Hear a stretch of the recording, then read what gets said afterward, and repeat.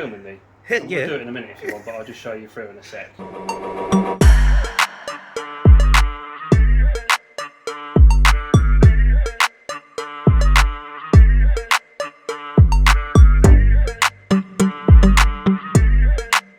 So, this is your spectrum, okay? So this is currently what this probe is picking up here, where it is currently, okay? So this is your par, which is micromoles, measured in micromoles, and then your per, which is very similar to that, but obviously some people use this format, some people use this format. So at the minute, 80% of what light is being emitted that this sensor is picking up can be used by corals. And just find the general Aquapora species. It's just general Aquapora species. And then what you'll find there is now is another box that's arrived. So you've got minimum, ideal, and max. So at the minute, the probe or the sensor is picking up that the light that's being emitted is not enough. So when I come closer to the light, you'll see the green box go to ideal.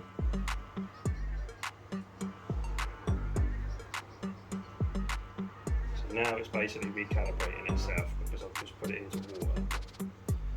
So now you can see it's changed. So we've now gone from red. So realistically at the minute, where said coral is, it's too much light. It's too much, yeah. Too much. So if you look there, you've maxed it out. So you're hitting that at 620 par, which is way too much for LEDs. Jesus. So basically what you'll find here is what the coral's actually doing is producing certain elements in order to basically stay alive. It's not actively growing and it's not actively using the light that you're emitting in ways of radiation to utilise it to convert it into energy in order for it to grow. What it's actually doing is protecting itself. Because the light that you're emitting to that coral is way overkill. Shit, okay. So looking at that, like you say, it's maxed. So it's too much, way too much. Okay, so what we need to do just So what we need to do is dial the intensity down and change maybe part of the spectrum a little bit to try and utilise better numbers in the par and the per. Yeah. So this is usable radiation. And this is the general active radiation that you're just emitting to that column of water. So where am I supposed to be sitting then? Realistically, no more than about 300 to 350. So I'm almost double that. Yeah. Gee, so that's probably why my sand bed's off. This is why you've got this intensity of horrible looking, what I would call sort of, it's like a fur algae. It's a species of algae that actively grows on things because you're emitting so much light that it's too much. So opportunistics like algae, as well as diatoms and other elements, again alongside NMP, will flare up. You're wrong, there's an element of balance, so let's go down near this Anacophora. So here at the front, we're now looking at, so again 215, but 90% of that is usable radiation. So 90% of what that coral is receiving at the moment can be used, and it's in the ideal box as energy. So if we go, let's go to the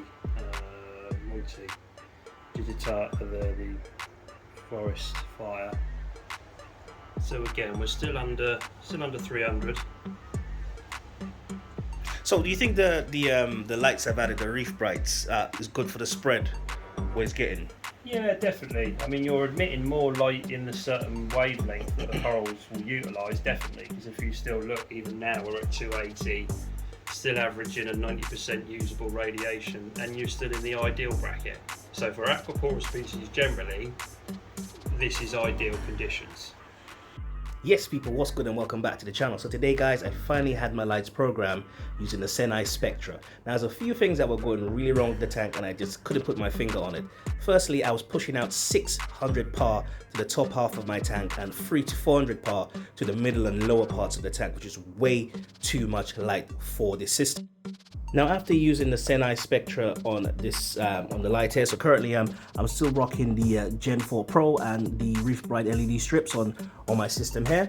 Now this is what the light looks like. It's so subdued to the human eye. When you look at this, it looks like there's not enough light, but according to the Spectra, is just the amount of light that the corals need. So I think what happened was sometimes we fall into the trap of looking at aesthetics, seeing that our lights are looking always looking beautiful, looking blue, the corals are popping, but are we giving the corals the right light that they need? And today was an eye-opener, and I now realize that we should probably test our lights more often than we are doing to ensure that the corals are receiving the correct amount of light. Now, as you can see, there are diatoms on my sand bed. Now, I just literally just blew them off a little bit just so I could do this video, but this actually gets quite brown at times.